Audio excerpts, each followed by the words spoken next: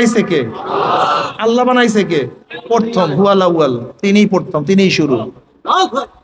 বুঝাতে পারি নাই?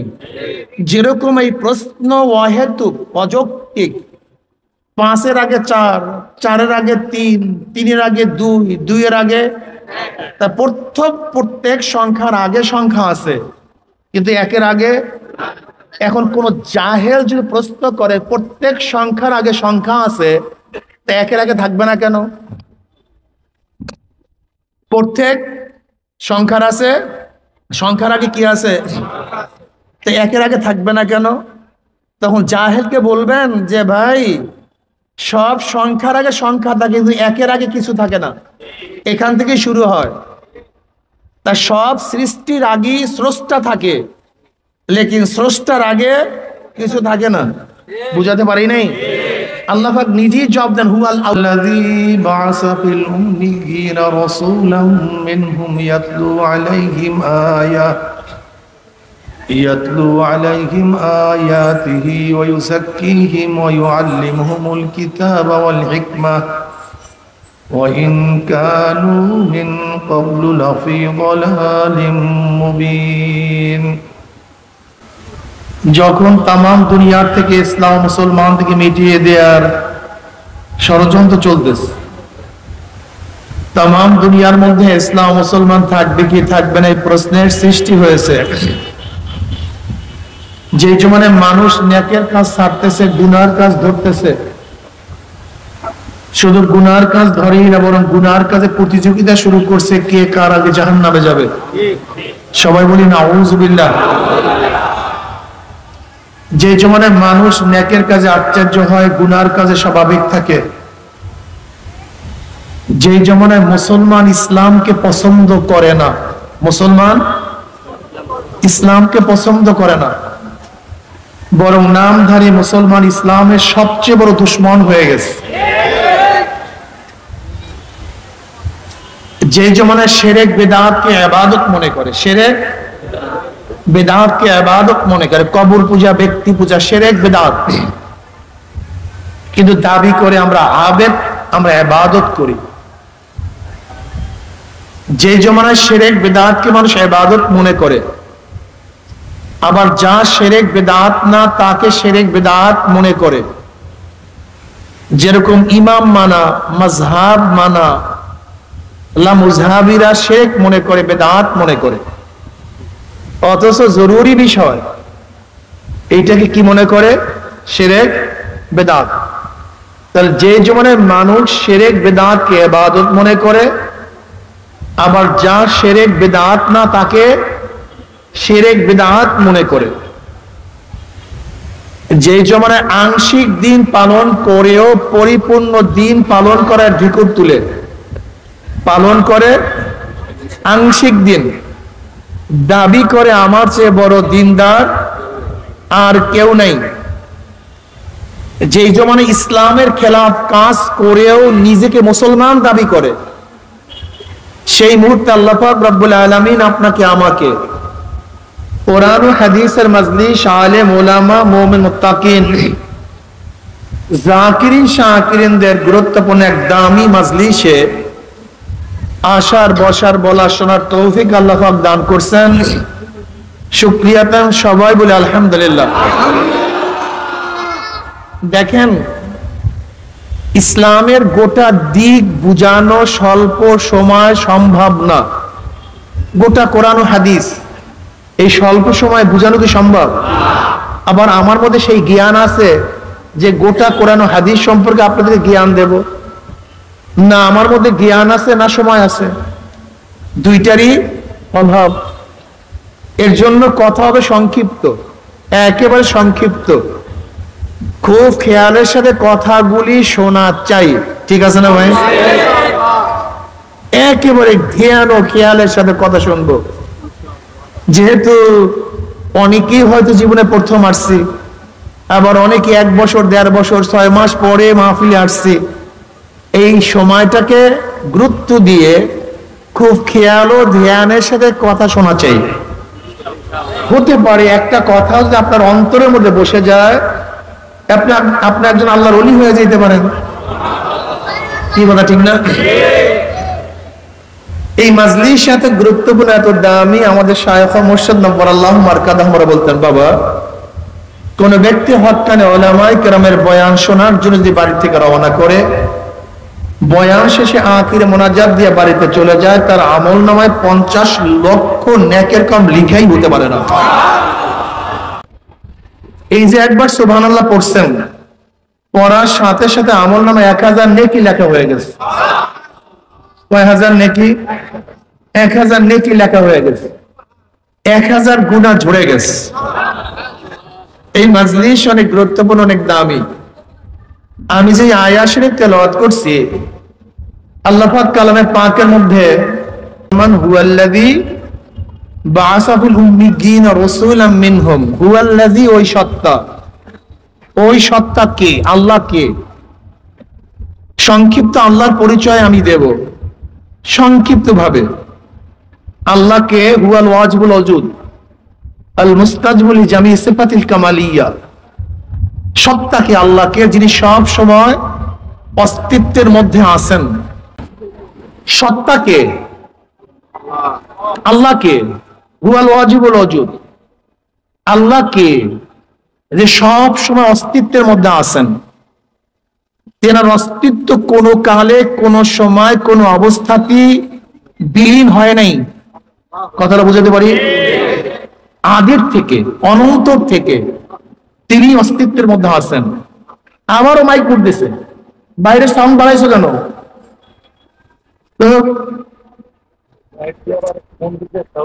কমায়া দাও, বাড়াইছো কেন? ব্যাস এইভাবে রাখেন। আপনি আর দ্বিতীয়বার আল্লাহর হস্তে মোড়ামুড়ি করবেন না, আমার জেহেনটাকে নষ্ট করিয়েন না, বয়ান শেষ হয়ে যাবে।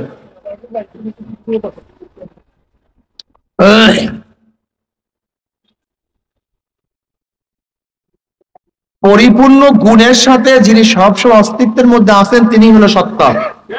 কি কথা ঠিক না? সত্তাকে হুয়াল আউয়াল, তিনি প্রথম, তিনি প্রথম। যেরকম 5-এর আগে, সবাই জবাব দিবেন না কেন? বলো নাকি? 4-এর আগে, 3-এর আগে, 2-এর আগে, 1-এর আগে, এক, এই প্রথম। বাস এখান থেকে শুরু। বুঝাতে পারি নাই। মাইক বানাইছে কে? মানুষ। মানুষ বানাইছে কে? আল্লাহ বানাইছে কে? প্রথম, হুয়াল আউয়াল, তিনি প্রথম, তিনি শুরু। বুঝাতে পারি নাই। যেরকম এই প্রশ্ন অহেতুক, অযৌক্তিক। 5-এর আগে 4, 4-এর আগে 3, 3-এর আগে 2, 2-এর আগে, তা প্রত্যেক সংখ্যার আগে সংখ্যা আছে, কিন্তু 1-এর আগে। এখন কোন জাহেল যদি প্রশ্ন করে প্রত্যেক সংখ্যার আগে সংখ্যা আছে, তা 1-এর আগে থাকবে না কেন? প্রত্যেক সংখ্যার আছে, সংখ্যার আগে কি আছে? তো 1-এর আগে থাকবে না কেন? তখন জাহেলকে বলবেন যে ভাই, সব সংখ্যার আগে সংখ্যা থাকে, কিন্তু 1-এর আগে কিছু থাকে না। এখান থেকে শুরু হয়। তা সব সৃষ্টির আগে স্রষ্টা থাকে, লেকিন স্রষ্টার আগে কিছু থাকে না। বুঝাতে পারি নাই? আল্লাহ পাক নিজেই জবাব দেন, হুয়াল আউয়াল, হুয়াল, তিনি প্রথম, হুয়াল আখির, তিনি শেষ, হুয়াল যাহির, তিনি প্রকাশ্য, হুয়াল বাতিন, তিনি গোপন। বুঝাতে পারি নাই? আল্লাহকে, যিনি সবসময় কির মধ্যে আছেন। আরে ভাই, আমি কি পাথরের সামনে কথা বলতেছি নাকি? বলবেন তো আল্লাহকে, যিনি সবসময় অস্তিত্বের পরিপূর্ণ গুণের সমন্বয়। কিসের গুণের সমন্বয়? পরিপূর্ণ, পূর্ণ গুণের সমন্বয়। যেই সত্তা সব সময় অস্তিত্বের মধ্যে আছেন, তিনি আল্লাহ। গুণ বোঝেন তো? যেমন আমি দেখি, আমার দেখা একটা গুণ। আমি শুনি, শোনা আমার একটা। আমি কথা বলি, কথা বলা আমার একটা। এরকম আল্লাহরও অনেক গুণ আছে। আল্লাহরও কি আছে? যেমন আমরা দেখি, আল্লাহও দেখেন। আল্লাহ দেখেন কি দেখেন না? হুয়াল বাসির, তিনি দেখেন। কিন্তু আমরাও দেখি, আমাদের দেখা আর আল্লাহর দেখার মধ্যে পার্থক্যটা কি? আমাদের দেখা অপূর্ণ, আল্লাহর দেখাটা পূর্ণ। যেমন আমরা এখন দেখি, আগে দেখতাম না, এখন দেখি, ভবিষ্যতে দেখবো না। আলোতে দেখি, অন্ধকারে দেখি না। বুড়া হইলে অন্ধ হয়ে গেল আর আল্লাহ পাক রব্বুল আলামিন আগেও দেখছেন, এখনো দেখেন, ভবিষ্যতেও দেখবেন। তিনি অন্ধকারেও দেখেন, আলোতেও দেখেন। তাই আমাদের দেখাটা অপূর্ণ আর আল্লাহ পাকের দেখাটা। একসাথে বলেন না কিন্তু সবাই। কথা না বললে কিন্তু আমি ক্লাস করব, আমি সুটুক দিয়ে চলিয়ে যাবো, এরকম বয়ান আমি করতে পারি না। আমি এখন পড়াবো আপনাদেরকে। আপনার সবাই আমার ছাত্র, আমি আপনাদের ওস্তাদ। কি মনে কিছু নেন না, অল্প সময় ছাত্র হন, ফায়দা হবে। আমরাও শুনি, আল্লাহ শোনেন। আল্লাহ পাকের একটা গুণ শোনা, আমরাও। কিন্তু পার্থক্যটা কি? আমরা কাছে শুনি, দূরের আওয়াজ শুনি না। আল্লাহ দূরেরটাও শোনেন। আমরা সজাগ থাকলে শুনি, ঘুমাইলে শুনি না। আল্লাহ পাক রব্বুল আলামিন সব অবস্থায় শুনেন, কথা ঠিক না? আল্লাহ শোনাটা কেমন? 7 তবক জমিনের নিচে এটা পিপিলিকাও যদি হাঁটে, তার পায়ের আওয়াজ কে পান? ওনার গুণটা পূর্ণ, আমাদের গুণটা অপূর্ণ। আল্লাহ পাক হাই, আল্লাহ পাক জিন্দা। আমরাও তো জিন্দা ভাই, নাকি আমরা মরছি? আমরা সবাই কি? এই দুই জিন্দার মধ্যে পার্থক্যটা কি? আমরা এখন জিন্দা, একসময় জিন্দা ছিলাম না। এখন জিন্দা আছে, একসময় জিন্দা। কিন্তু আমার মাওলায় কেমন জিন্দা? আগেও, এখনো, আবারও। বাস, তার অস্তিত্ব কখন কোন অবস্থাতেই বিলীন হয় না। আমাদের অস্তিত্ব বিলীন হয়। আল্লাহ পাক খালেক, তিনি স্রষ্টা। স্রষ্টার বাহিরে যা কিছু আছে সব সৃষ্টি। তিনি স্রষ্টা, স্রষ্টার বাহিরে যা কিছু আছে সবই। যে জাহেলরা বলে স্রষ্টা বলতে কেউ কিছু নেই, আমি জাহেলকে প্রশ্ন করব, জাহেল, আমি তোমাকেই প্রশ্ন করি, তুমি স্রষ্টা না সৃষ্টি?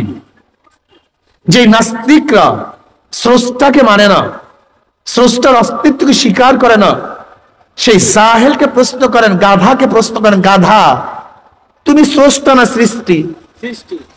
ওই গাধায় কি বলবে? সে স্রষ্টা। কি বলবে? যেখানেই সৃষ্টি আছে সেখানেই স্রষ্টা আছে। স্রষ্টা ব্যতীত, স্রষ্টা ব্যতীত, খতিব ব্যতীত খুতবা হয় না, কাতেব ব্যতীত কেতাবাত হয় না। কি কথা ঠিক না? একজন কাতেব যখন কিতাব লিখবে, তো এইটাকে বলবেন লিখা। লিখা আসলে কোথার থেকে? যদি কোনো লেখকই না থাকে, তা লিখবে কে?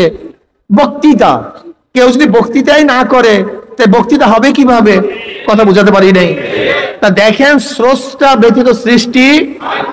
আপনাদের খুব ভালো মনে রাখতে হবে, গোটা দুনিয়াটা হলো ওজুদে জিল্লি। গোটা দুনিয়া কি ভাই? ওজুদে জিল্লি, ছায়া অস্তিত্ব। ছায়া অস্তিত্ব বুঝেন? ছায়ারও কিন্তু একটা অস্তিত্ব আছে। যেমন মানুষের ছায়া, গাছের ছায়া, চেয়ারের ছায়া নাই, ফ্যানের ছায়া নাই, ঘরের ছায়া। তা ছায়ার একটা অস্তিত্ব আছে কি নাই? কিন্তু ছায়া অস্তিত্ব আর একটা অস্তিত্ব ব্যতীত অস্তিত্ব আসতে পারে না। যেরকম মানুষের ছায়া, মানুষ ব্যতীত মানুষের ছায়া কোনোদিন হতে, গাছের ছায়া, গাছ ব্যতীত ঘরের ছায়া। তা দেখেন, ছায়ার একটা অস্তিত্ব আছে, কিন্তু ছায়ার অস্তিত্ব আর একটা অস্তিত্ব নির্ভরশীল। যদি আর একটার অস্তিত্ব না থাকে, তো ছায়ার অস্তিত্ব আসতে গোটা দুনিয়ার ছায়া অস্তিত্ব। কি অস্তিত্ব? আমরা কি জানলাম? ছায়া অস্তিত্বের জন্য আর একটা অস্তিত্বর প্রয়োজন। যেহেতু গোটা দুনিয়া, গোটা মাখলুকাত ছায়া অস্তিত্ব, তার পিছনে আর একটা অস্তিত্ব আছে। ছায়া অস্তিত্ব কোনদিন অস্তিত্বে আসতে পারে না আর একটা অস্তিত্ব ব্যতীত। সেই অস্তিত্ব কে? সেই অস্তিত্ব আল্লাহ। আপনাকে মনে রাখতে হবে, লাজেম মালজুম। আমি আগেই বলছি, স্রষ্টা ব্যতীত সৃষ্টি হতে। যেরকম কোন জায়গায় আপনি দেখছেন ধোঁয়া, তার মানে নিচে কি আছে? কথা বলেন না কেন? ধোঁয়ার অস্তিত্ব আগুন ব্যতীত হতেই পারে না। ওই ধোঁয়াই প্রমাণ করে নিচে কি আছে, সৃষ্টি প্রমাণ করে পিছনে কি আছে, স্রষ্টা আছে। এটা তোমাকে বলতে হবে কেন গাদা জাহেল? তুমি কেন বুঝো না? গরুর পায়খানা থেকে বুঝতে পারি, গোবর থেকে বুঝতে পারি এখান থেকে গরু গেছে। ছাগলের পায়খানা প্রমাণ করে এখান থেকে ছাগল গেছে, নাকি ভাই ভুল বললাম ভাই? উটের পায়খানা প্রমাণ করে এখান থেকে, আরে ভাই উটের পায়খানা যদি প্রমাণ করে এখানে উট গেছে, ছাগলের পায়খানা যদি প্রমাণ করে এখান থেকে ছাগল গেছে, ঘোড়ার পায়খানা যদি প্রমাণ করে এখান থেকে ঘোড়া গেছে, তাই গোটা মাখলুকাত কি প্রমাণ করে আমার আল্লাহ আছে? সহজ জিনিসকে কঠিন করো কেন? সহজ জিনিসকে কঠিন কেন করতেছে? তুমি দেখো এরকম হাজারো জিনিস আমার মাওলা রব্বুল আলামিন তোমার সামনে আমার সামনে ঘুরায় করায়, কিন্তু তুমি অনুভব করতে পারো না। তুমি দেখো না, আমরা সবাই হাওয়া টানতেছি, হাওয়া কেউ দেখছেন কোনোদিন? কিন্তু হাওয়া তো কাজ করতেছে, হাওয়ার কাজ, ঠিক না? এই তোমার পেট ব্যথা করে, ঘটনা কি পেট ব্যথা করে কেন? তুমি দেখছো পেট ব্যথা লাল না সাদা না কালো, উঁচা না বেটে? তোমার মধ্যে যে মাওলা রব্বুল আলামিন পেট ব্যথা সৃষ্টি করে তোমাকে না দেখাইয়া গড়াগড়ি করাইতে পারলেন, তোমাকে বেহুশ করিয়া ফেলাইতে পারলেন। অত বিশ্বাস করো আমার মধ্যে পেট ব্যথা আছে, মাথা ব্যথা আছে, দেখো না, কিচ্ছু করো না, কি ওটা ঠিক না? কিন্তু বিশ্বাস করো না পেট ব্যথা। কেন বিশ্বাস করো? তোমার আচরণ, তোমার কানুন, তোমার নিয়ম বুঝা দিছে নিশ্চিত তোমার মধ্যে কোন একটা জিনিস ঘুরতেছে, তোমার চেহারা প্রমাণ করতেছে, যদিও দেখি না, কিন্তু তোমার চেহারা প্রমাণ করতেছে তোমার অবস্থা খারাপ, কি কথা ঠিক না? যদি তোমার মধ্যে গোপনে পেট ব্যথা দিয়ে আল্লাহ তোমাকে মরাইতে পারে, কাঁদাইতে পারে, গড়াগড়ি করাতে পারে, তা আমার মাওলা পাক রব্বুল আলামিন গোপন থাকিয়ে সবকিছু করতে পারে না? এতটুকু বোঝো না কেন? হুয়াল ওয়াজিবুল ওজুব, তার অস্তিত্ব সব সময় আছে। দেখো আল্লাহকে নিয়ে কিছু মানুষ ভাগ হয়ে গেছে। স্রষ্টাকে কিন্তু অনেকেই বিশ্বাস করে, হিন্দুরা কিন্তু স্রষ্টাকে বিশ্বাস করে, বিশ্বাস করে না? খ্রিস্টানরাও করে, ইহুদিরাও করে, বৌদ্ধরাও করে, স্রষ্টাকে কিন্তু বিশ্বাস করে, কিন্তু স্রষ্টার মান অনুযায়ী বিশ্বাস করে না। বুঝাতে পারিনি? যেমন খ্রিস্টানরা স্রষ্টাকে বিশ্বাস করে, কিন্তু একজন না, তিনজন। কয়জন? তারা কি মনে করে? মারিয়াম আলাইহিস সালাতু ওয়াস সালাম স্ত্রী আল্লাহর, আর জাত সবসময় জাত হয়। কলা গাছের গোড়া থেকে কি বের হয়? বাঁশের গোড়া থেকে কি বের হয়? মানুষের জন্মে কি হয়? তা আল্লাহর জন্মে যে হবে সে কি হবে? তাদের ধারণা যেহেতু জাত থেকে জাতই বের হয়, মারিয়াম যেহেতু আল্লাহর স্ত্রী, নাউজুবিল্লাহ, আর তার থেকে বের হয়েছে ঈসা, তাহলে সে কি হবে? সে আল্লাহ হবে। এটা ওদের ধারণা, এটা ওদের এই জাহেলদের ধারণা। দেখেন খুব ভালো মতো বুঝবেন, বুঝার চেষ্টা করবেন। এই পাক ভারত উপমহাদেশ ব্রিটিশরা 200 বছর শোষণ, 200 বছর না, 10-15 বছর কম আছে, ধরে না সামথিং, প্রায় 200 বছর ক্ষমতায় থাকার পরে, শোষণ করার পরে ওরা টার্গেট নিছিল গোটা পাক ভারত উপমহাদেশের সমস্ত মানুষকে খ্রিস্টান বানায় ফেলাবে, সবকে খ্রিস্টান বানাবে। এর জন্য ব্রিটিশ থেকে, রোমের থেকে বড় বড় খ্রিস্টান পাদ্রীদেরকে এনে এনে তারা দাওয়াতি কাজ করত। যেহেতু ক্ষমতায় ছিল কারা? ব্রিটিশ। এর জন্য জামে মসজিদে খ্রিস্টান পাদ্রীদেরকে বয়ান করা এটা অত্যাবশ্যক ছিল, বয়ান করতে হবে, বয়ান দিতে হবে। এখন কি করো মুসলমান? কোন উপায় নেই। একদিন দিল্লির জামে মসজিদে খ্রিস্টান পাদ্রী আসছে বয়ান করার জন্য। জামে মসজিদে খ্রিস্টান পাদ্রী আছে কিসের জন্য? বয়ান করে, নসিহত করার জন্য। এখন সবাই বসতে বাধ্য, বয়ান শুরু করছে। এবার বয়ানের টপিকসটা কি ছিল? এ ভাই আপনার নাম কি? বলে আমার নাম আব্দুল্লাহ। বলে আপনার বাবার নাম? বলে আব্দুর রহমান। বলে আপনার নাম কি? বলে আব্দুল সত্তার। বলে আপনার বাবার নাম? আব্দুল করিম। বলে আপনার নাম কি? বলে ওবায়দুল্লাহ। বলে আপনার বাবার নাম? আব্দুল্লাহ। আচ্ছা, আপনাদেরকে বাবা ছাড়া একজনও নাই? বুঝতে পারিনি। খ্রিস্টান পাদ্রী কি প্রশ্ন করছে? আপনার কি বাবা ছাড়া একজনও নাই? প্রত্যেকেরই বাবা আছে? বলে হ্যাঁ বাবা আছে। দেখেন, বাবা ছাড়া যেহেতু কেউ নাই, সবাইরই বাবা আছে। এখন আমি প্রশ্ন করতে চাই, সবাই যেহেতু বাবা ছাড়া না, তা ঈসার বাবা কে? কে প্রশ্ন করছে? কি প্রশ্ন করছে? ঈসার তা বাবা ছাড়া যেহেতু কেউ নেই, ঈসারও তো একজন বাবা থাকবে। ঈসার একজন বাবা থাকবে না? ঈসার বাবা কে বলেন? মারাত্মক প্রশ্ন। এখন পাদ্রী বলতেছে, সবাই সবার দিকে তাকায়, পাদ্রী বলতেছে এই প্রশ্নের জবাব আজকে না, আগামী জুমায় আপনারা ঠিক করে নিয়ে আসবেন, যদি না পারেন আমি জবাব দেব। এবার মুসলমানরা বলতেছে, পাদ্রী সাহেব আগামী জুমার দরকার নাই, এই জুমায় বলে দেন যে ঈসার বাবাকে। এখন পাদ্রী বলতেছে, কথা একেবারে সহজ, আপনারা কেন বুঝেন না? কেন বুঝাতে পারি না? যেহেতু বাবা ছাড়া কেউ নাই, নিশ্চয়ই ঈসাও বাবা ছাড়া হয় নাই, সে ঈসার বাবা আল্লাহ। সহজ কথা। এখন একজন মুসলমান দাঁড়ায় বলছে, পাদ্রী সাহেব সম্মানের সাথে প্রশ্ন করতে চাই, ঈসার বাবা তো আল্লাহ। হ্যাঁ। ঈসার বাবার সন্তান কয়জন? ঈসার বাবার সন্তান কয়জন? বলে একজন। বলে আশ্চর্য, আমি আব্দুল্লাহর সন্তান 10টা, আর ঈসার বাবার সন্তান মনে একটা। ঈসার বাবা আমার চেয়েও দুর্বল। যে আমার চেয়েও দুর্বল হয়, সে আপনার খোদা হতে পারে, আমার খোদা হতে পারে না। ওই যে পাদ্রী ভাগছে, ওই যে পাদ্রী ভাগছে, আর কোনোদিন আসে নাই। আমার সন্তান 10টা, আর ঈসার বাবার সন্তান মাত্র। এত কমজোর, ঈসার বাবা এত কমজোর, কথাটা বুঝতে পারিনি। পাদ্রী ভাগছে। দেখেন, আল্লাহ পাক রব্বুল আলামিন যদি আকলের মধ্যে জ্ঞান না দান করেন, সহি বুঝ না দান করেন, একবার যদি আকল পরিবর্তন হয়ে যায়, তাহলে তার আর উপায় নেই। এর জন্য মাওলার কাছে বারবার দোয়া করতে হয়, খুব কঠিন মাসালা।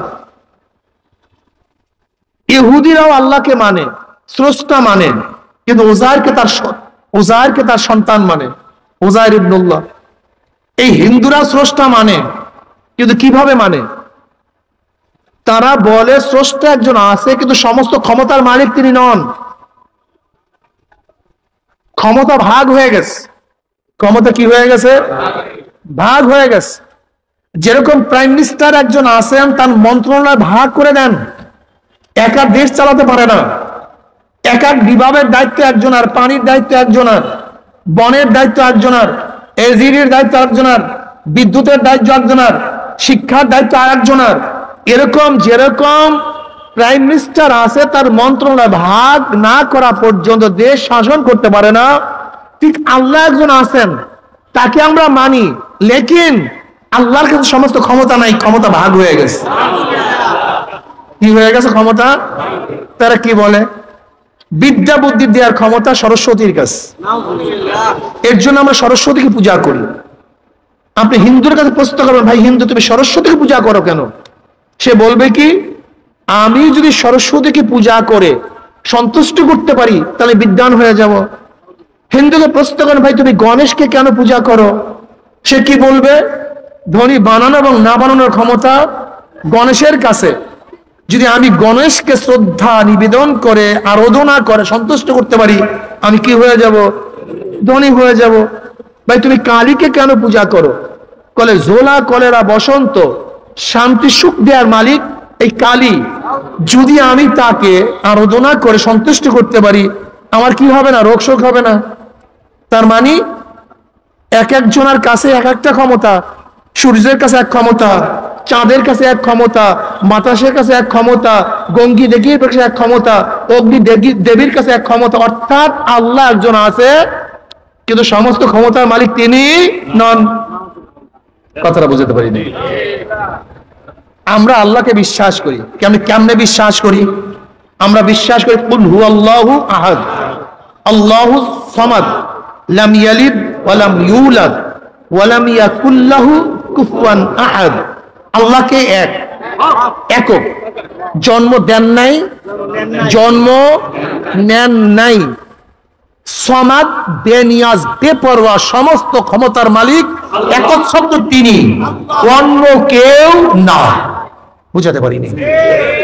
ঠিক হিন্দুদের এই বিশ্বাস থেকে আমাদের মুসলমানদের মধ্যে কিছু জাহেলদের মধ্যে বিশ্বাস চলে আসছে যে জান্নাত নেয়ার মালিক আমার গুরু, আমার পীর, সুস্থ করার মালিক আমার পীর, জাহান্নাম থেকে বাঁচাবার মালিক আমার পীর। এর জন্য তারা নামাজের কাছে যায় না, আল্লাহকে সেজদা করে না, ওই ব্যক্তিকে সেজদা করে। আল্লাহর সামনে মাথা নত করে না, ওই ব্যক্তির সামনে মাথা নত করে। তাদের ধারণা কি? যেরকম হিন্দুদের ধারণা, এদের ধারণার মধ্যে কোনো পার্থক্য নাই। এর জন্য দেখবেন তারা একেবারে ওই হিন্দুদের মতো পিছনে এরকম ফিরিয়া ফিরিয়া যায়, এরকম মাথা নত করে, কবরকে সেজদা করে। ওই একই আকীদা, একই বিশ্বাস। আল্লাহ আমাদের সবাইকে মাফ করে দেন। আর আমরা বিশ্বাস করি জান্নাতে নেওয়ার মালিককে আল্লাহ, জাহান্নাম থেকে বাঁচাবার মালিককে, হেদায়েতের মালিককে, গোমরাহ করার মালিককে। এখানে কার কোনো হাত নাই। আল্লাহর বাহিরে কোন নবী, কোন রাসূল, কোন ওলির কোন ক্ষমতা নেই। আমাদের বিশ্বাস কি? খোদ জনাবে মুহাম্মদ রাসূলুল্লাহ সাল্লাল্লাহু আলাইহি ওয়াসাল্লাম ইচ্ছা করলেই, তিনি ইচ্ছা করলেই কাউকে জান্নাত থেকে বাঁচায়া জান্নাতে নিতে পারেন না, জাহান্নাম থেকে বাঁচায়া জান্নাতে নিতে পারেন না। খোদ জনাবে মুহাম্মদ রাসূলুল্লাহ সাল্লাল্লাহু আলাইহি ওয়াসাল্লাম ইচ্ছা করলেই কাউকে জাহান্নাম থেকে বাঁচায়া জান্নাতে নিতে পারে। এই বিশ্বাস রাখিয়েন, এই বিশ্বাস রাখিয়েন। যদি আল্লাহ না করুক, কেউ যদি মনে করেন নবীরও ক্ষমতা আছে জান্নাতে নেওয়ার, নবীরও ক্ষমতা আছে জাহান্নাম থেকে বাঁচাবার, তাহলে হিন্দুদের মধ্যে, খ্রিস্টানদের মধ্যে, আপনাদের মধ্যে কোনো পার্থক্য নেই। একই আকীদা, একই বিশ্বাস। একমাত্র জান্নাতে নেওয়ার মালিককে, জাহান্নাম থেকে বাঁচাবার ক্ষমতা কার? একমাত্র আল্লাহর। দেখেন নবী আলাইহিস সালাতু ওয়াস ইচ্ছা করলেই যদি কাউকে জাহান্নাম থেকে বাঁচায়া জান্নাতে নিতে পারতেন, তা আবু তালেবকে পারলেন না কেন? আবু তালেব, আমার নবীর ইতিহাস লিখবে আর আবু তালেবের নাম সেখানে আসবে না, এরকম কোন ইতিহাস দুনিয়াতে যায় নাই। আবু তালেবের নাম আসতেই হবে। আপনি কি জানেন শিয়াবে আবু তালেবে নবী আলাইহিস সালাতু ওয়াস 3 বছর অবরুদ্ধ ছিলেন, তখন আবু তালেব তার সাথীত্ব ছাড়েন নাই। আবু তালেব আমার নবী আলাইহিস সালাতু ওয়াস সালামের বাঁচাবার জন্য, তাকে বাঁচাবার জন্য ঢাল হিসাবে দাঁড়ায় যাইতেন, হাজারো কাফের বেঈমানদের অত্যাচার সহ্য করতেন, এত মহব্বত করতেন। আল্লাহ পাক নিজেই স্বীকৃতি দেন, ইন্নাকা লা তাহদি মান আহবাবতা। হে নবী, আপনি যাকে মহব্বত করেন, ইচ্ছা করলেই আপনি তাকে হেদায়েত দিতে পারবেন না। হেদায়েতের মালিক কে? আল্লাহ। তাহলে নবী আসছেন কেন?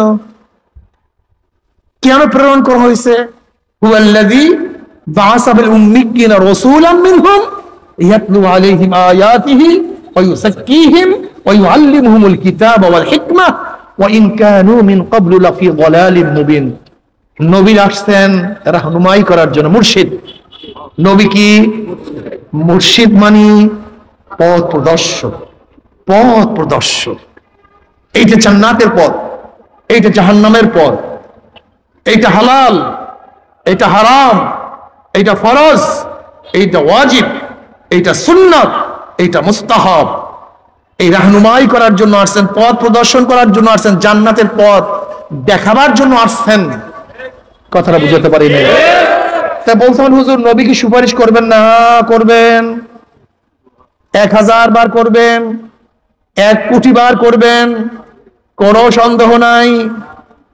আপনি কি জানেন কিয়ামতের ময়দান অবস্থাটা কি হবে? আল্লাহু আকবার। জনাব মুহাম্মদ রাসূলুল্লাহ সাল্লাল্লাহু আলাইহি ওয়াসাল্লাম তিনি সুপারিশ করবেন, তিনি হাউজে কাউসারের পানি পান করাবেন, তিনি মিজানের কিনারায় থাকবেন, তিনি পুলসিরাতের গোড়ায় থাকবেন। বুখারীর মধ্যে রওয়ায়াত আছে, নবী আলাইহিস সালাতু ওয়াস সালাম বললেন কিয়ামতের ময়দানে আমার উম্মতেরা আমাকে 3 জায়গায় খোঁজ করিও। কোন জায়গায়? হাউজের কিনারায় খোঁজ করিও। নবী আলাইহিস সালাতু ওয়াস সালাম হাউজে কাউসারের কিনারায় থাকবেন। তিনি ডাকবেন, আয় আমার উম্মতেরা, আমি তোদেরকে এক পেয়ালা হাউজে কাউসারের পানি পান করায় দেব।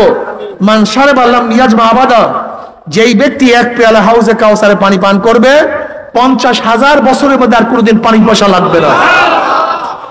নবী আলাইহিস সালাতু ওয়াস সালাম বলেন, আমার উম্মতেরা মিজানের কিনারে আমাকে খোঁজ করিও। আমার নবী মিজানের কাছে থাকবে, পাল্লার কাছে থাকবে, তার উম্মতদেরকে ওজন দেয়া শুরু করবে।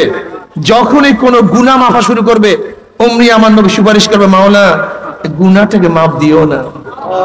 যখনই কোনো নেক বাদ দেয়া শুরু করবে, আল্লাহ নেকিটাকে বাদ দিও না। কিয়ামতের ময়দানে আল্লাহ পাক কি বলবেন আমার নবীকে? সাল তুতা ইশফা তুশাফা। আমার নবী আমার কাছে চান, আমার কাছে চান, আপনি যা চাইবেন আমি আপনাকে তা দিয়া দেব।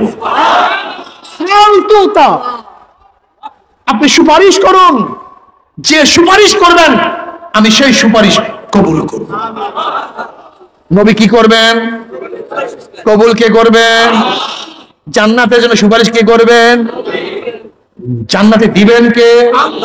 জাহান্নাম থেকে বাঁচাবার সুপারিশ কি করবেন? জাহান্নাম থেকে বাঁচাবেন কে? হলত মলত করিয়েন না। নবীর কাজ নবীকে করতে দেন, আল্লাহর কাজ আল্লাহকে করতে দেন। বুঝাতে পারি আমার নবীর কাজ সুপারিশ করা, কবুল করার কাজ কাজ। বাস করে জ্ঞানজাম নাই তো। আল্লাহ তো কইয়ে দে সাল তুতা ইশফা তুশাফা, সান দেব, সুপারিশ করেন কবুল করব, সমস্যা কি? আমার নবী আলাইহিস সালাতু ওয়াস সালাম ফরমান, আমি পুলসিরাতের কিনারায় দাঁড়ানো থাকবো। বুখারীর মধ্যে দীর্ঘ এক রওয়ায়াত আছে, নবী আলাইহিস সালাতু ওয়াস সালাম পুলসিরাতের কিনারায় দাঁড়ানো, তার উম্মতরা পানি দিয়ে আসে, যা আব্দুল্লাহ যা, যা আব্দুর রহমান যা, যা আব্দুস সাত্তার যা, রহিমা খাতুন চলিয়া যা। আমার নবী পুলসিরাতের কিনারায়, আমার নবী আলাইহিস সালাতু পুলসিরাতের কিনারায় দাঁড়ানো থাকবে।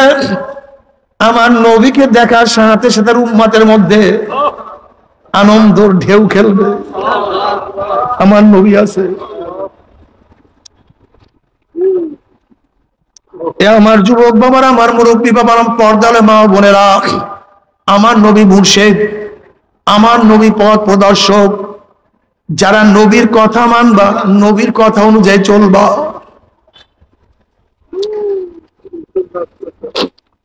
আমার নবী আলাইহিস সালাতু ওয়াস সালাম তোমাকে আমাকে রেখে জান্নাতে যাবেন। এ আমার যুবক বাবারা, আমার মুরব্বী বাবারা, এ আমার পর্দা মা বোনেরা, মুসলমান বাবারা, আল্লাহ ও আমার মুসলমান বাবারা, আমার মুসলমান মা বোনেরা, আজকে মুসলমান সন্তানদের চেহারার দিকে তাকাইলে কলিজা ফাটিয়া যায়। আজকে মুসলমান মা বোনদের চেহারার দিকে তাকাইলে কলিজা ভাঙ্গিয়া যায়। তোমাদের জন্য কি আমার নবী এত কষ্ট করছেন? জনাব মুহাম্মদ রাসূলুল্লাহ সাল্লাল্লাহু আলাইহি ওয়াসাল্লাম তোমার জন্য আমার জন্য হীন এমন কোন কষ্ট নাই যেই কষ্ট করেন নাই। তুমি কি বুখারীর মধ্যে রওয়ায়াত দেখো না, আব্দুল্লাহ ইবনে মাসউদ রাদিয়াল্লাহু আনহু নবী আলাইহিস সালাতু ওয়াস সালাম হেরেমের মধ্যে নামাজরত অবস্থায় ছিলেন। আবু জাহেল বলতে আছে, তোমাদের মধ্যে কে এমন আছো মুহাম্মদ যখন সিজদার মধ্যে পড়বে অমুক পুত্রের পচা উটের নারী ভুঁড়ি তার মাথার উপর কে চাপাইয়া দিতে পারবা? এক কাফের বলতেছে আমি পারবো। নবী আলাইহিস সালাতু ওয়াস সালাম যখন সিজদার মধ্যে পড়িয়া গেলেন, ওই উটের পচা নারী ভুঁড়ি আমার নবী আলাইহিস সালাতু ওয়াস সালাম মাথার উপরে চাপাইয়া দিছে। আব্দুল ইবনে মাসউদ বলেন, আমি দেখতেছিলাম কিন্তু কিছু করার নাই, আমার সেই শক্তিও নাই যে আমি কিছু করব, কিন্তু সহ্য করতে পারতেছিলাম না। কেউ একজন ফাতেমা রাদিয়াল্লাহু তাআলাকে খবর দিছে, তোমার বাবার অবস্থা এরকম। ফাতেমা রাদিয়াল্লাহু তাআলা ছোট বাচ্চা, সে আসিয়া বাবার এই অবস্থা দেখার পরে তার কলিজার মধ্যে কেমন লাগছে, বাবাই পড়িয়া আছে, উটের পচা নারী নিচে পড়িয়া আছে, মাথা তুলতে পারে না। ফাতেমা রাদিয়াল্লাহু তাআলা কষ্ট করিয়া কোন রকমের সেই উঠেন নারী বুড়ি যখন সরাবার পরে নবী আলাইহিস সালাতু ওয়াস সালাম মাথা উঠাইলেন। এ মুসলমান বাবারা, আমার যুবক বাবারা, আমার নবী এত কষ্ট করছে, সেই নবীর সুন্নাত কেন মানো না?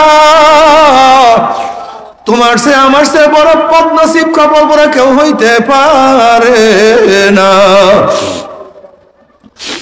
জনাবে মুহাম্মদ রাসূলুল্লাহ সাল্লাল্লাহু আলাইহি ওয়াসাল্লাম শিয়াবে আবু তালেবের মধ্যে একদিন নাই, 2 দিন নাই, 3 বছর অবরুদ্ধ অবস্থায় ছিলেন। কাফেররা এক গ্লাস পানির ব্যবস্থা করে নাই, কোনো কিছু বিক্রিও করতো না। গাছের পাতা খাইছেন, ছাগলের বড়ির ন্যায় পায়খানা করছে। এ আমার মুসলমান বাবা, তোমরা কি জানো না? সেই মুসলমানদের সাথে মহিলা মুসলমানরাও ছিল, তাদের সাথে তাদের বাচ্চারাও ছিল। না খাইতে খাইতে বুকের দুধ শুকিয়ে গেছে। বাচ্চারা যখন বুকের মধ্যে টান মারছে, দুধ না পাওয়ার কারণে ঠাট্টা মারিয়া চিল্লান দিছে। তারপরে ঈমান ছাড়ে না, ইসলাম ছাড়ে নাই। বাচ্চাগুলি ক্ষুধার তাড়নায় না খাইতে খাইতে কঙ্কাল হয়ে গেছে, হাড্ডি সার হয়ে গেছে। কিন্তু বাবা মা ইসলাম ছাড়ে নাই, ঈমানও ছাড়ে নাই।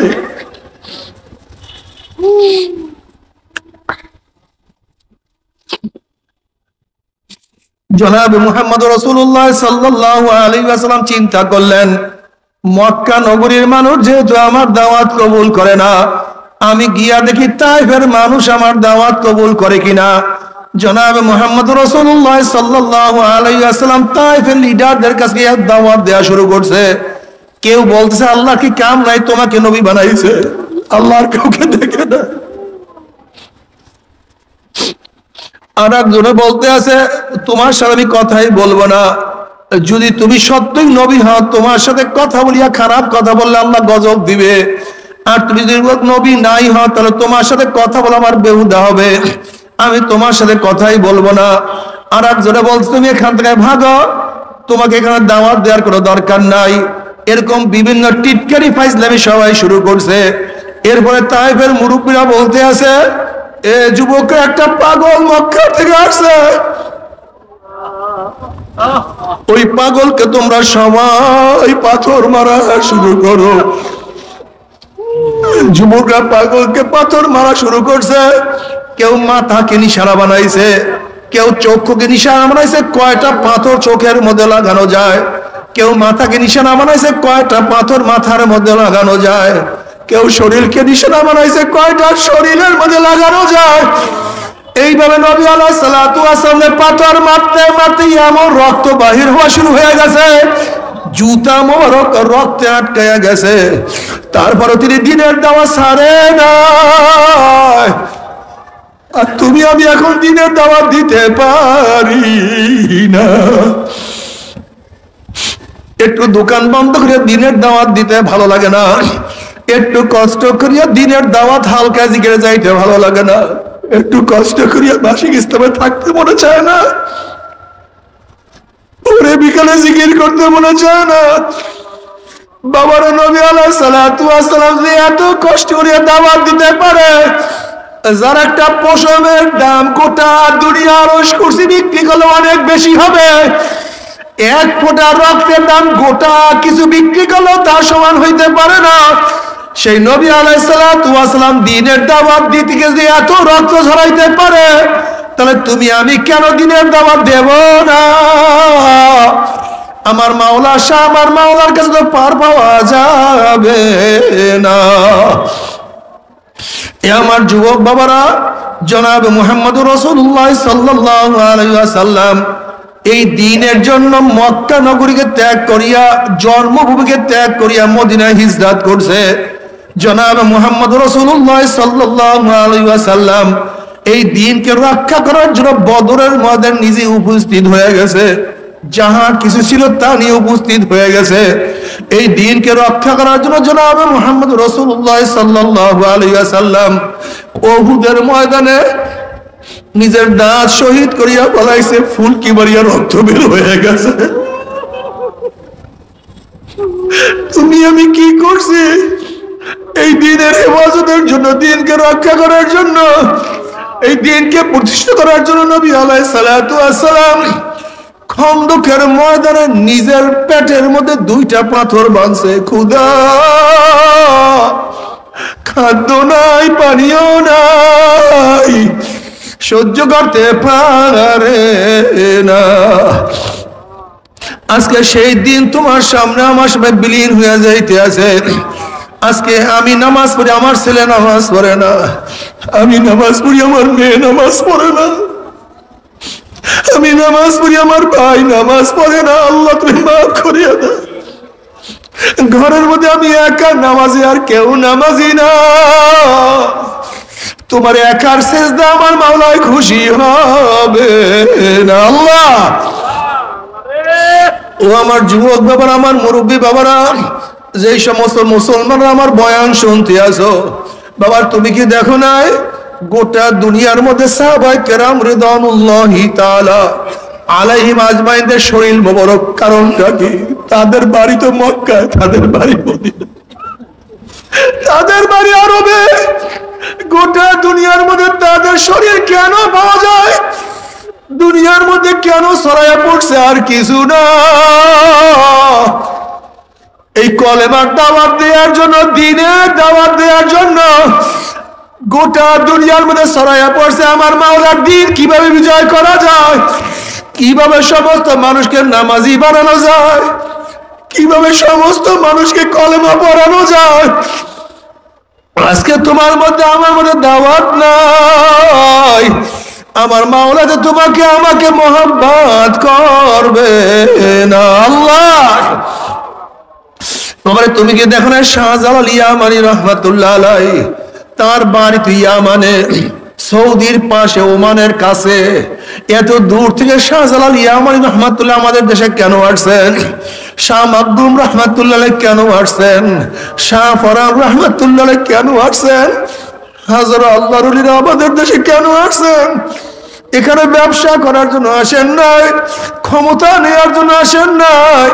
তারা বাড়ি ঘর, টাকা পয়সা সব কিছু ত্যাগ করে আসছেন আমার মাওলার দিনের জন্য, মাওলার দিনের প্রেমে পড়িয়া।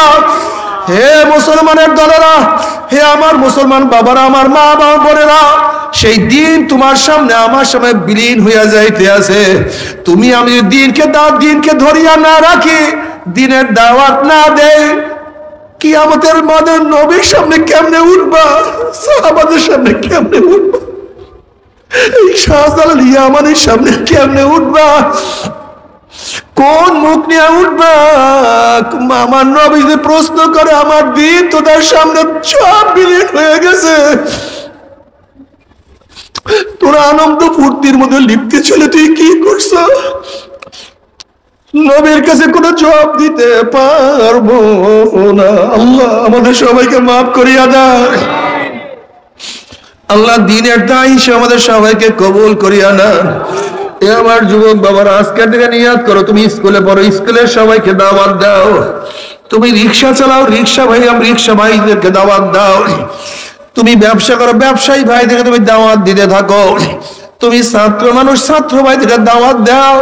এ আমার মা বোনের, আমার মা বন্ধুকে দাওয়াত দাও, সবাইকে দাওয়াত দাও। ভাই নামাজে চলো, ভাই নামাজে চলো, ভাই দাঁড়িয়ে রাখো। আমার মা বোনেরা পর্দা করো, হাতে ধরো, পায়ে পড়িয়া যাও, হাতে ধরো, পায়ে পড়িয়া যাও। ভাই আপনি নামাজ না পড়লে আপনার পা আমি ছাড়ব না। আপনি মাওলাকে সিজদা না দিয়া পারবেন না। আল্লাহ, এইভাবে কলিজার ব্যথা নিয়া, কলবের ব্যথা নিয়ে সবাইকে দাওয়াত দেয়া শুরু করো, হালকা ছাড়িও না। দেখো মুসলমান আরামের জন্য দুনিয়াতে আসে না, মুসলমান ত্যাগ করার জন্য দুনিয়াতে আসে। দুনিয়াতে বেঈমানরা আরাম করে, মুসলমান কষ্ট সাধনা করে। যদি কষ্ট সাধনা করিয়া কবরে যাইতেই পারো, কবরটা জান্নাতের বাগিচা হয়ে যাবে। আল্লাহ কবুল করিয়া নাও। যত দূর তাকাবা সব ফাঁকা হয়ে যাবে, জান্নাতের নাজ নিয়ামতের কবরটা ভরিয়া যাবে। আল্লাহ কবুল করিয়া নাও। যদি সাধনা করিয়া কিয়ামতের মাঠে উঠতেই পারো, আমার মাওলা ডাকিয়া ডাকিয়া আরো সে নিচে জায়গা করিয়া দিবে। আমার নবীর নিজের হাতে হাউজে কাউসারের পানি পান করতে পারবা। ওয়াইন মিনকুম ইল্লা ওয়ারিদুহা কানা আলা রাব্বিকা হাতমান মাকদিয়া সুম্মা নুনাজ্জিল লাযিনা তাকাও ওয়া নাযারুজ যালিমিনা ফিহা জিসিয়া। 30,000 বছরের পৌঁছরাত 1 সেকেন্ডের মধ্যে পাড়ি দিয়ে আমার মাওলার জান্নাতে চলিয়া যাবা। জান্নাতে যাওয়ার পর আমার মাওলার তরফ থেকে সালামুন কাওলাম মির রব্বির রহিম, শুধু শান্তি আর শান্তি, শান্তি আর শান্তি। অশান্তি কি জিনিস আর কোনোদিন দেখা লাগবে না। আল্লাহ কবুল করিয়া নাও। কিন্তু আমার বেনমাজি বাবারা, ও হারামখোরের দলেরা, ও বেপর্দা মা বোনেরা, যদি আমার মাওলাকে রাজি খুশি না করিয়া মাওলার কবরে যাও, ওই কবর আর কবর থাকবে না। গোটা কবরটা জাহান্নামের আগুনে ভরিয়া যাবে। কোন কোন কবরের 2 পাশের মাটি এত জোরে চাপ মারবে, চাপে এসে এক পাজরে হাঁটি আর এক পাজরে লাগাইয়া ফেলাইবে। আল্লাহ মাফ করিয়া দাও। কোন কোন নাফরমানের কবরের মধ্যে একটা আন্দা বয়রা ফেরেশতা আমার মাওলা নাযিল করিয়া দিবে। বুর যদি এক একটা বাড়ি মারবে, 70 তাবক জমিনের নিচে নাফরমান ঢুকিয়া যাবে। আবার উঠবে, আবার পিটাইবে। নাফরমান যত চিল্লাইবে, ফেরেশতা কানেও শুনবে না, চোখেও দেখবে না, মায়াও লাগবে না, আর মাইরও ছাড়বে না। আল্লাহ তুমি আমাদের সবাইকে মাফ করিয়া দাও। ইমাম গাজালি রাহমাতুল্লাহ আলাইহি বলেন, গরিবের চেয়ে বড় লোকদের কবরের শাস্তি 70 গুণ বেশি অনুভব হবে। যখনই বড় লোকদের শাস্তি শুরু হয়ে যাবে, মনে পড়বে আমার খাট এত দামি ছিল, আমার বিল্ডিং মরমর পাথরের ছিল, আমার দস্তারখানি এত ডিজাইনের খানা ছিল, আমার তো মালি ছিল, চাকর ছিল, নৌকার ছিল, এত সম্মান, এত ইজ্জত। যখনই দুনিয়ার সুখ শান্তির কথা মনে পড়বে, ওইদিকে আযাব চলতে থাকবে। ওই মনে পড়ার সাথে সাথে এত কষ্ট পাবে যা তো সহ্য করতে পারবে না। আল্লাহ আমাদের সবাইকে মাফ করিয়া দাও। আল্লাহ আমাদের সবাইকে ক্ষমা করিয়া দাও। এরপরে কিয়ামতের ময়দান। বাবারে তুমি কি দেখো না, আজকে গরমের দিনে সহ্য করতে পারি না। তুমি কি দেখো না, এই বছর গরমে একজন ট্রাফিক ডিউটি অবস্থা দুনিয়ার থেকে বিদায় হয়ে গেছে। 9,30,00,000 মাইল দূরে সূর্যের গরমে ছায়া ঘেরা দুনিয়ার ঠান্ডা দুনিয়ার পানির মধ্যে, বাতাসের মধ্যে, ছায়ার মধ্যে আমরা সহ্য করতে পারি না।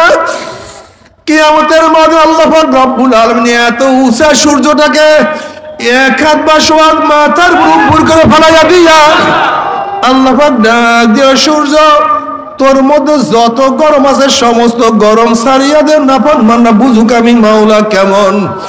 সূর্য মাওলার হুকুম পেয়ে এমন ভাবে গরম দেয়া শুরু করবে, সূর্যের গরমে মাথাটা টাস টাস ফাটিয়া যাবে, মগজ ভাতের মধ্যে উতলাইতে থাকবে না, কেবল মুখ দিয়া মগজ গলিয়া গলিয়া পড়তে থাকবে। মানুষ দাঁড়াইতে পারবে না, মানুষ শুধু লাফাইতে থাকবে। বাবারে দুনিয়াতে কয়দিন বাঁচবো? 30, 40, 50, 60, 70, 80 বছর।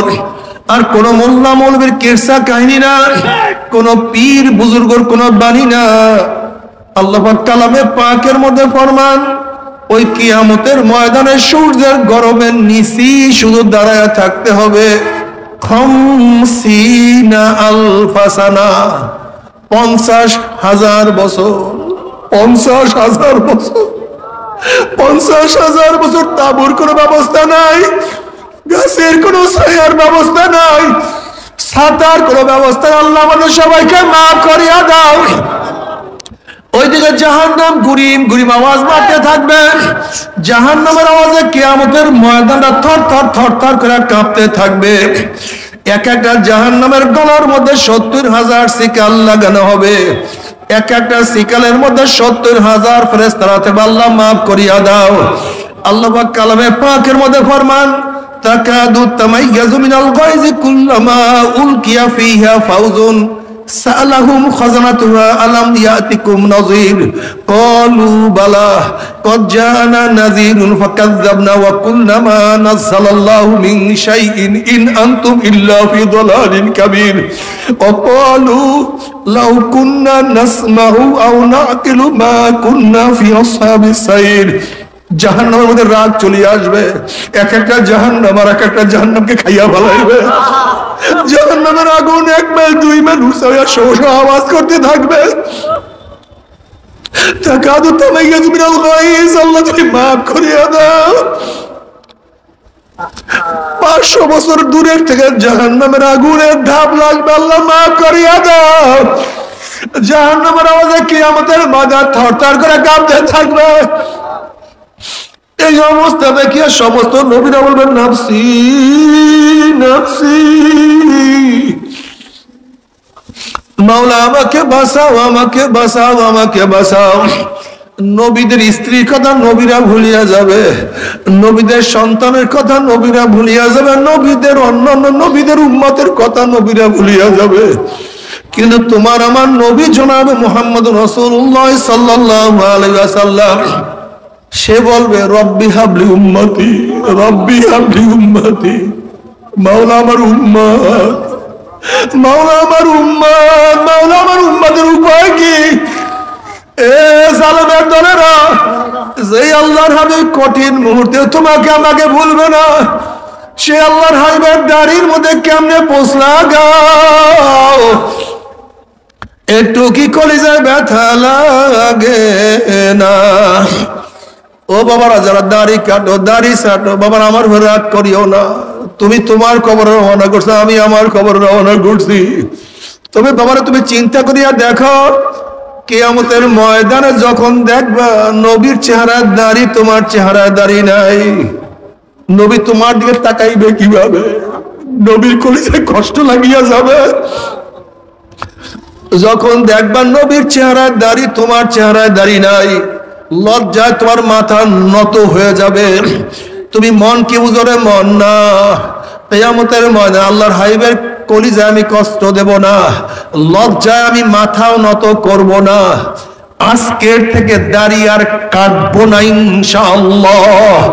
কে কে নিয়াত করো? নারায়ে তাকবীর, নারায়ে তাকবীর। আল্লাহ তুমি কবুল করিয়া নাও। নবী আলাইহিস সালাতু ওয়াস সালাম দোয়া কবুল করে আল্লাহ পাক বলবে, যাও জিবরাইল আমার হাবিবের কাছে পানিটুকু নিয়ে দিয়ে আসো। নবী আলাইহিস সালাতু ওয়াস সালাম যখন এই পানি জাহান্নামের গায়ে ছিটা মারবে, জাহান্নাম ক্যাত ক্যাত ক্যাত ক্যাত করে পিছনে সরিয়া যাবে। আল্লাহর হাবিব বলবেন, মাওলা রে, যেই জাহান্নামকে লক্ষ লক্ষ ফেরেশতারা ধরিয়া রাখতে পারে না, এবার কোন কুদরতি পানি, কোন আশ্চর্য পানি, যে এই পানি মারার সাথে সাথে জাহান্নাম পিছনে সরিয়া গেল। আল্লাহ পাক ডাক দিয়ে বলেন, হাবিব গো, এই পানি কোন আশ্চর্য পানি না, কোন কুদরতি পানি না, এই পানি হলো তোমার গুনাহগার উম্মতের চোখের পানি। আল্লাহ তুমি কবুল করিয়া নাও। বাবা, তুমি কি জানো চোখের পানির কত দাম? কিয়ামতের ময়দানে আল্লাহ পাক এক ব্যক্তিকে জাহান্নামের ফয়সালা দিয়া দিবে। অমনি চোখের একটা পশম বলবে, মাওলা রে, তোমার নবী সত্য বলছে না মিথ্যা বলছে? আল্লাহ পাক বলবে, আমার নবী যা বলছে সবই সত্য বলছে, মিথ্যা বলার তো প্রশ্নই হইতে পারে না। তখন চোখের পশম বলবে, মাওলা রে, তোমার নবীর ঘোষণা, মান বাকা মিন খাশিয়াতিল্লাহি হারামাল্লাহু তিলকাল আইনা আলান নার, যেই চক্ষু তোমার ভয়ে জাহান্নামের ভয়ে কাঁদবে, সেই চোখের উপরে তুমি জাহান্নামের আগুন হারাম করিয়া দিবা।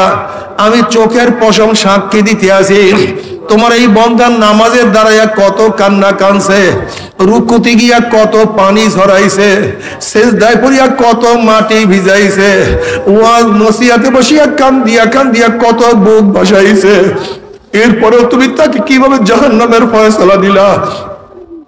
অমনি আমার মাওলা বলবে, জিবরাইল, গোটা কিয়ামতের ময়দানের মানুষকে এলান করিয়া দে, জানাইয়া দে, অমুকের ছেলে অমুককে আল্লাহ পাক রব্বুল আলামিন শুধুমাত্র চোখের একটা পশমের সাক্ষী আমার মাওলা মাফ করিয়া দিছে। আল্লাহ আল্লাহ তুমি বাহানা করিয়া তোমার বান্দাকে মাফ করবা, ওই বাহানার মধ্যে আমাদেরকে ফালাইয়া দিও, ওই বাহানার মধ্যে আমাদেরকে ফালাইয়া দিও, কোন রকমের মাফ করিয়া দিও, কোন রকমের ক্ষমা করিয়া দিও।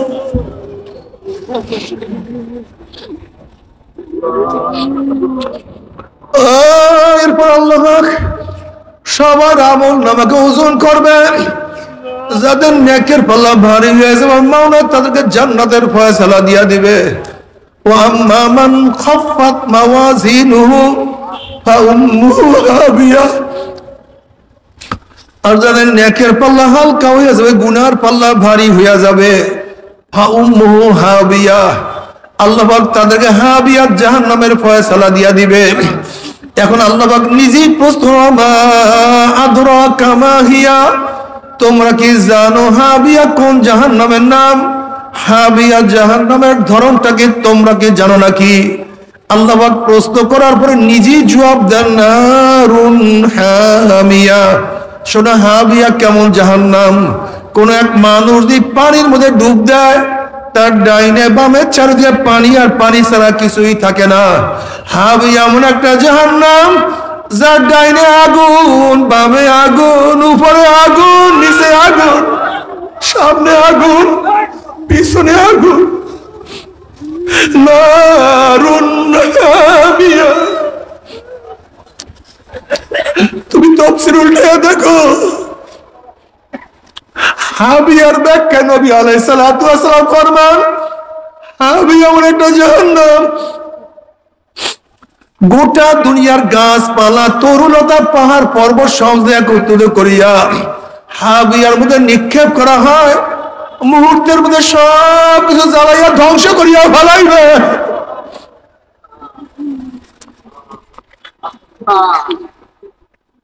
বাবারা সহ্য করতে পারবি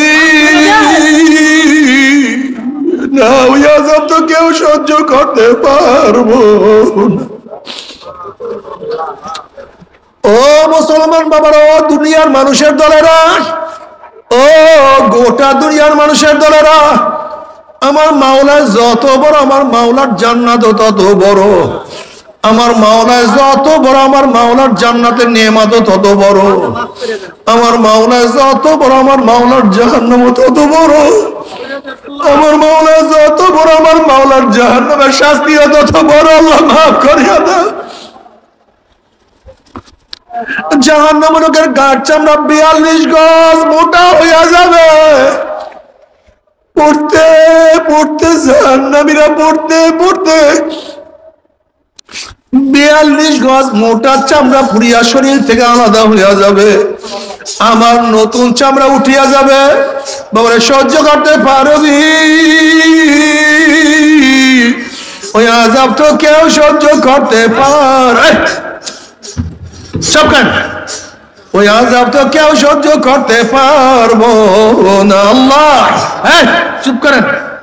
তবে আমার মুসলমান মোমেন বাবারা, সবাই মনে চায় গুনার থেকে ফিরিয়া নেক আমল করিয়া মাওলার জান্নাতে সবাই যাইতে মনে চায়, গুনাহ নিয়া মাওলার জাহান্নামে কাউরি কিন্তু যাইতে মনে চায় না।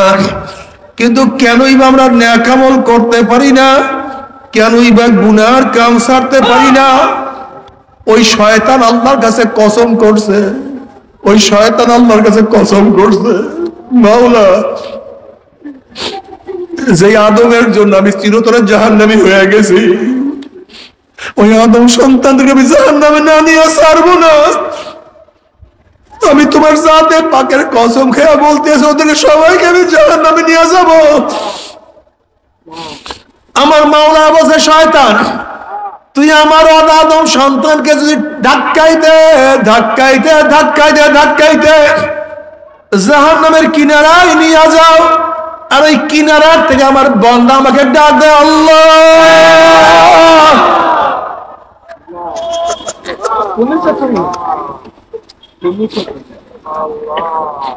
ওই কিনারার থেকে ডাক দেয়, আমার মাওলা রে আমাকে ধরো।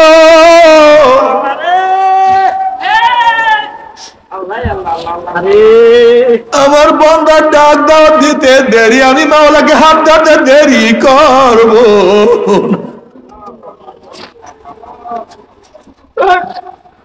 قل يا عبادي الذين أسرفوا على أنفسهم لا تقنطوا من رحمة الله إن الله يغفر الذنوب جميعا বাবারে মাওলা তোমার দিকে আমার দিকে তাকায় রয়েছে আব্দুল্লাহ আমাকে ডাক দে আব্দুল্লাহ আমার কাছে ক্ষমা চা আব্দুল্লাহ আমাকে চেষ্টা কর আব্দুল্লাহ আমি তোর দিকে তাকাই আছি তুই কার দিকে তাকাই আছো আব্দুল্লাহ আমি তোকে ডাকি তুই কার ডাকে সারা দিয়া চলিয়া যাও আব্দুল্লাহ আব্দুল্লাহ আমি তোর জন্য এমন সুন্দর জান্নাত বানাইয়া রাখছি রে আব্দুল্লাহ যে জান্নাত কেউ কোনোদিন চোখেও দেখে নাই কানেও শুনে নাই অন্তর অনুভব করে নাই আব্দুল্লাহ রে ফের আব্দুল্লাহ ফের ও রহিমা খাতুন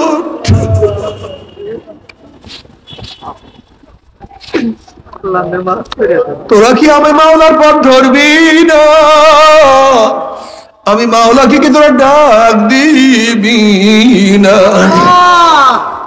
উদউনি আস্তাজিব লাকুম বান্দা আমাকে ডাক দে আমি তোদের ডাকে সাড়া দেব নবী আলাইহিস সালাতু ওয়াস সালাম ফরমান আত-তাইয়ুনা জানবে কামাল্লা জানবালা আল্লাহ পাকের বান্দা বান্দি তওবা করতে দিলে আমার মাওলার maaf করতে এক সেকেন্ডও দেরি হবে না তবে মুমিন মুসলমান বলতে সবাইরই মনে চায় গুনাহ থেকে ফিরিয়া নেক আমল করিয়া মাওলার জান্নাত কিন্তু সবাইরই যাইতে মনে চায়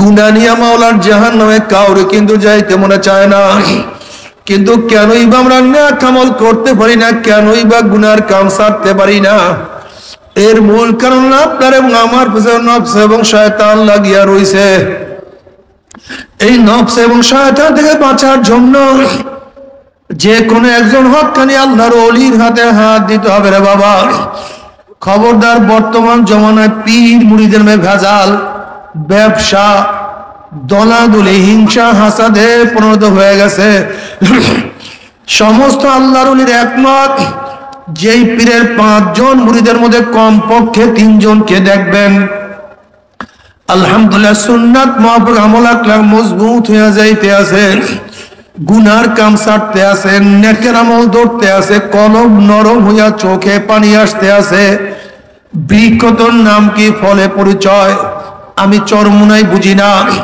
চরমুনার দাওয়াত প্রশংসা প্রচার প্রসার করার জন্য আসিনি রে বাবা চরমুনাই যাওয়ার তোমার কোনো দরকার নাই কোনো দরকার নাই কোনো দরকার নাই তুমি যার কাছে গিয়া পারো গুনার কাম ছাড়ো নেকের আমল ধরো কলব নরম করিয়া চোখে পানি নিয়া মাওলার কবরে যাইও যেরকম দুনিয়ার ঘরে আগুন লাগলে পানি ছাড়া নিবানো যায় না ঠিক তদ্রুপ তোমার এবং আমার গুনার দ্বারা যে জাহান্নামের আগুন জ্বলিয়া রইছে চোখের পানি ও ছাড়া জাহান্নামের আগুন নিবানো